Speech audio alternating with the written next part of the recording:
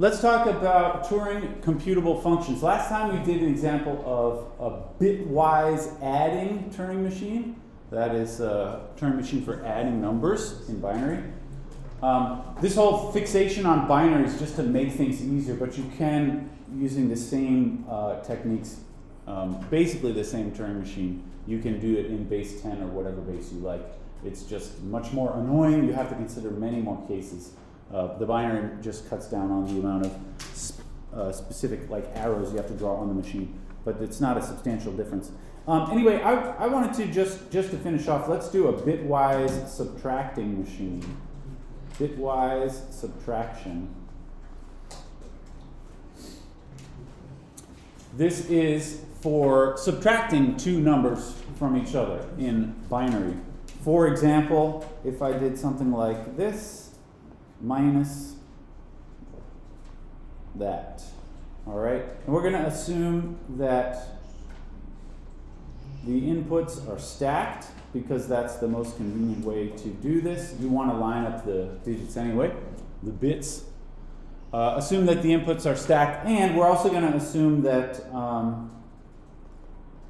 I'm going to say assume it's like, x minus y, where y is less than or equal to x. That is to say, the number you're subtracting is actually smaller than the first number, just because I don't want to worry about having to deal with negatives. All right? What do we get when we do this particular problem? You sort of look here, you go digit by digit. You go 1 minus 0 is 1. And then here you go 0 minus 1. For this, we have to borrow. That means you go over here, you reduce that by 1, and then imagine that this is like a 2 or a 10, binary speaking. And so you do this subtraction and you get, not a 10, a 1. Is that what you're going to say? I'm asking, does this machine accept negative results? No, because of this. There will never be negative results because we're always going to assume that the second number is smaller. As I was saying, the 0 when you borrow turns into a 10, which is a 2 in binary, and then you go 2 minus 1 is 1, like that. And then in the next digit, actually in this particular example, we need to borrow again because it's a 0 minus 1. So I borrow here, and actually that's a double borrow. It's kind of confusing. How do the kids ever learn how to do this? That last one over there ultimately becomes a 0. This becomes like a 10, but then we borrow from it, so it becomes a 1, and that becomes a 10. It's like that. I think I did that right. And then you go 2 minus 1 in this third digit is 1, and then I have a 1 minus 0 is 1. All right? I feel like when I do problems like this, I feel I only barely remember how to subtract numbers on paper. I think this is how you do it. Ask your 4th grade little brother if you forgot. All right, this is the idea though. But we're going to do this. I don't know if you remember how we did the adding machine. This is very similar, the subtracting machine. It's going to have basically two states. One which represents a state in which there was no borrow from previous digits, and then the other is a state in which there was a borrow from previous digits. Let's just see if we can do it. We begin, just like before, by moving all the way to the right in the number. You need to begin this whole procedure on the right end of the number. And so remember the tape as we begin has stacked digits written on it. So we begin by moving to the right past stacks like this, 0, 0, R, or 0, 0, stack 0, 0, R, 0, 1, 0, 1, R, 1, 0, 1, 0, R, and 1, 1, 1, 1, R, like so, right? We're moving past everything. Those are all the possibilities for the stacked inputs. Finally, you get to a blank, and you move back by one position, and then you're ready to actually begin the subtracting.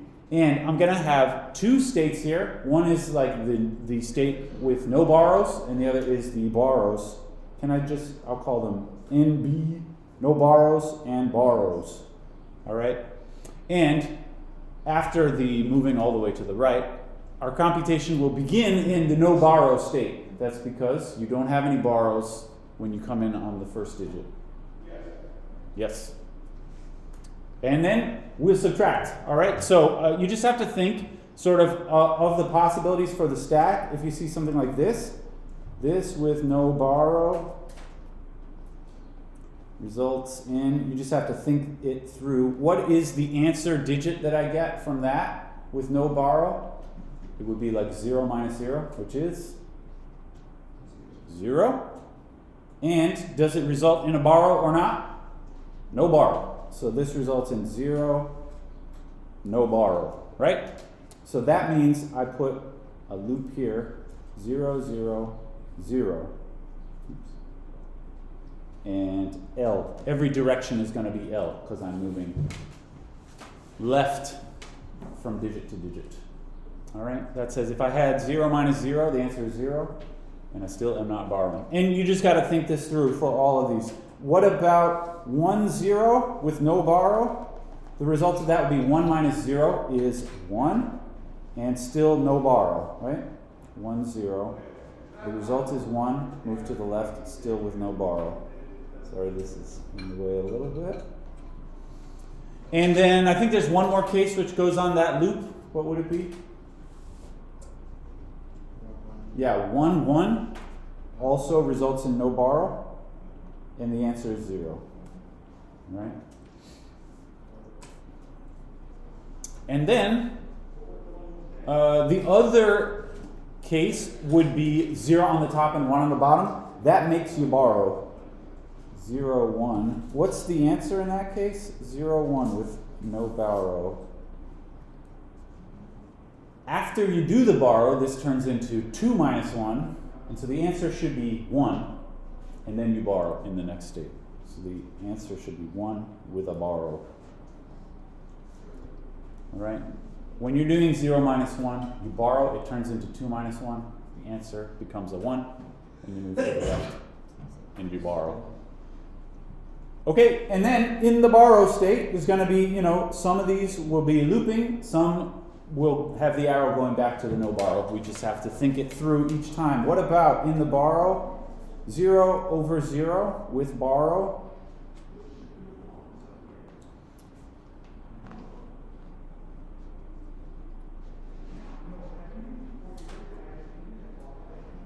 What do you think?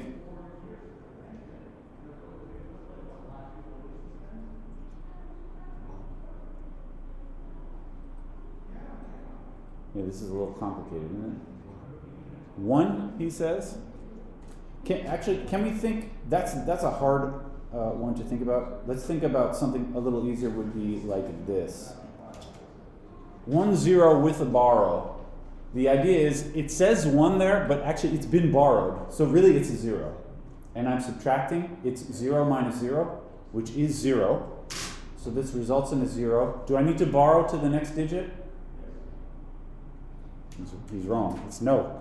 He said yes. It's no, you don't. Because after the borrow, it's really 0 minus 0, and that really is 0. It doesn't require any more borrow. So this is 0 and no borrow. So that goes this way. I need more room here. Sorry. 1, 0, 0, L. All right. Actually, all the other ones go on the loop. So if it was, say, how about 1, 1 with a borrow? That means that 1 on the top is actually a 0 because it's been borrowed from. And then to do the subtraction, you're going to have to do another borrow, in which case that on top is actually a 0, becomes a 2. 2 minus 1 is 1. And then you're going to borrow again. All right? This is a little tricky. But this is how we do the borrows. 1, 1 gives me a 1 as the answer. And I borrow again, which is why it goes on the looped edge, because I'm still borrowing. How about, what else we got? 0, 0, and 0, 1, right? Those are the other options. 0, 1 with a borrow. It means that 0 has been borrowed. So it's actually kind of like a negative 1, which means you borrow from the next digit, which gives you 2 more. It means actually this looks like 1 minus 0, and the answer is 1 with a borrow. Does that make any sense? If you're subtracting 0 minus 0, but the 0 on top has been borrowed, it's really kind of like a negative 1 on top. You do another borrow, which increases it by 2, which makes it like a 1 minus 0. So it's like 0, 0, 1 left. You can see this happened in our example right here. This is a 0, 0, which had been borrowed, and the answer is 1, and you borrow the next digit. Strange but true. All right? And finally, 0 and 1. This is similar. The 0 on top has been borrowed, so really it's like a negative 1. You borrow in the next digit, you get 2 more up top, and so it looks like 1 minus 1, which is 0. So the answer here is 0, and you have to borrow. So this goes 0, 1, 0, L. All right, can I fit all on this? Yes? I don't know if this is like super important, but I was wondering if you could explain like the subtraction again with the example. I was really How you subtract? Yeah. confused with how it works. It is kind of confusing. Can we try a base 10 example maybe? And then see what it looks like? No, I think what he's asking is explain exactly how we did this, right? Yeah. Yes. So can we try first in base 10? Is that harder? I don't know. When I was a kid, I learned subtraction in base 10, so that to me seems easier. And then see if we can modify. If in base 10, if it was something like 3011, how about 14 minus 21? All right, let's try that. So here, the first digit works out easily, and the others you get some kind of nightmare of borrowing. So in the rightmost digit, you do 4 minus 1, which is 3. In the next digit, you go 1 minus 2. You borrow here, which causes sort of a cascade of borrows. This 3 becomes a 2. This 10, or this 0 becomes a 10, but then it's immediately borrowed again and becomes a 9. This becomes a 10, which got borrowed again to a 9, and this becomes an 11. But you have to start the 1, 2 first. You can still go from right to left. Are you disturbed that I went all the way to the end and borrowed? Yeah, because This is just you a- know that, I mean, you already know that you have to borrow. Yeah, this is just a matter of how you write it, though. Oh no. Like what's going on? What's bad? It's just a matter of yeah, I like to write it going all the way to the end. I don't know, maybe this is the way I learned it as a kid. I basically never do this in my real life, so I have little memory of how I really learned this as a kid. It's all happening now. Yes, I use a calculator. Well, this I could probably do in my head. Anyway, after all those borrows, I do 11 minus 2, which is 9. And then these are all really 9s minus 0s. 9, 9, 2, like that. I mean, you have I didn't know apply this method. I don't know when. I got it. This is, Because this takes a lot for you.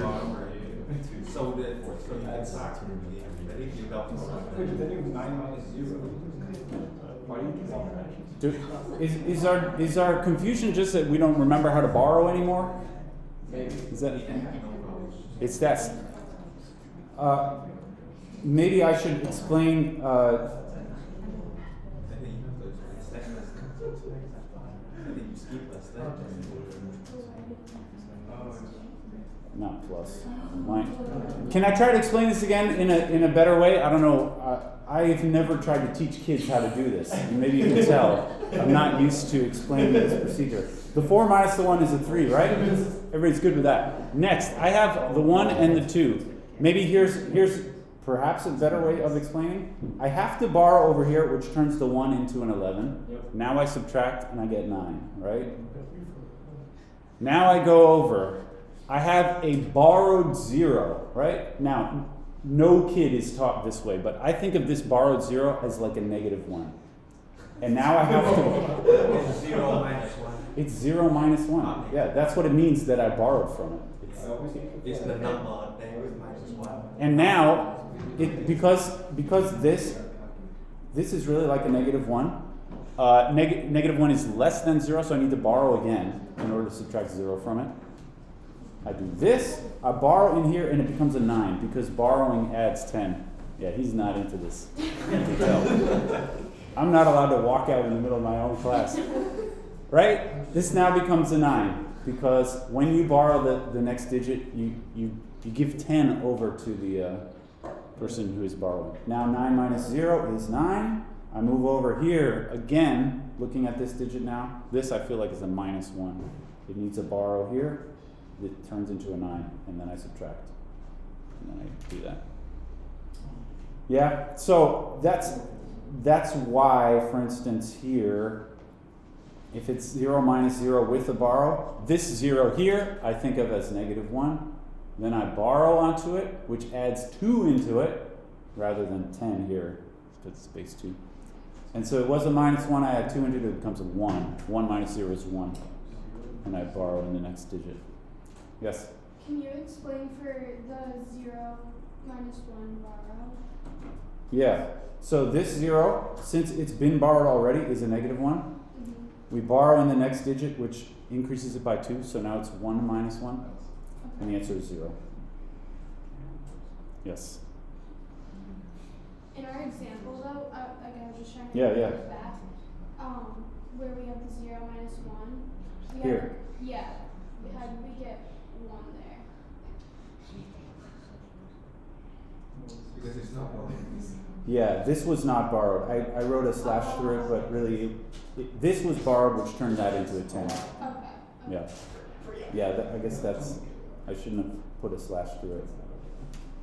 That number itself was not borrowed. It did change into a 10. Yes. All right, great. Tell your friends, this is what we talked about in our upper level math major elective. I'm not smarter than a 5th grader. Yes, yeah. Are you smarter than a 5th grader? No. Okay. Let's move on to something else. We've only got 5 more minutes left, but that's okay. What I want to talk about next is actually, we're going to put aside this computing of functions using Turing machines. You can do addition and subtraction using Turing machines. Can you do multiplication? Yes. I mean, you would do similar things. I don't want to go through all the details. It becomes a little more complicated. Or you could make a multiplication machine by stringing together or putting some kind of big loop around an addition machine, because multiplication can be accomplished by additions repeatedly. That's probably an easier way to do it. You don't think that's easier? If you multiply digit by digit here, you end up with many things down here which you then need to add together, and that's a little tricky to keep track of digit by digit. But anyway, suffice it to say, I hope you agree that it is possible to do that. It's just fairly complicated. What do you mean by loop? For example, a times b, and you're going to loop addition b times. So you multiply. If you're doing a times b, you would add a b times. I think Yeah. there's another way to loop.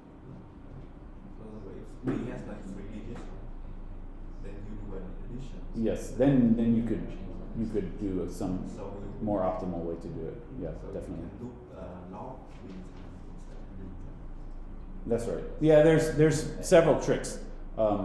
Yes. So, like, you add 2 when you're borrowing here because you're in base 2. Yeah, right. Whereas, like, the other one you're adding 10 because you're in base Mhm. Right. Yeah, that's how borrowing works in base 2. Obviously. Yeah, this is something they don't teach kids, I guess.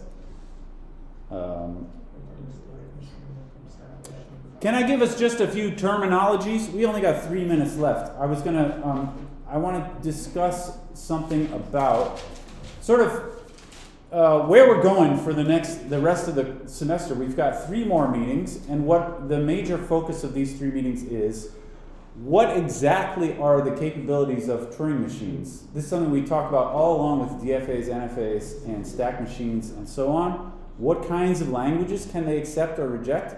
The Turing machine is so much more capable, you should feel like, the Turing machine, you could make a Turing machine for anything, maybe, or I don't know. It's hard to imagine anything that you couldn't do with a Turing machine. So that's what I want to talk about. Which languages can be accepted on a Turing machine? This is actually equivalent, if you want to think of it in terms of functions, equivalent to which functions can be computed on a Turing machine.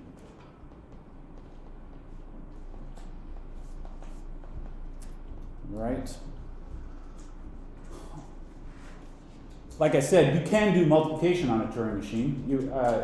I wouldn't want to write it down, but you can imagine how you would do it. Could you do division? Yeah, sure. I mean, you should feel like, yeah, that's probably possible. Could you do other kinds of mathematical functions?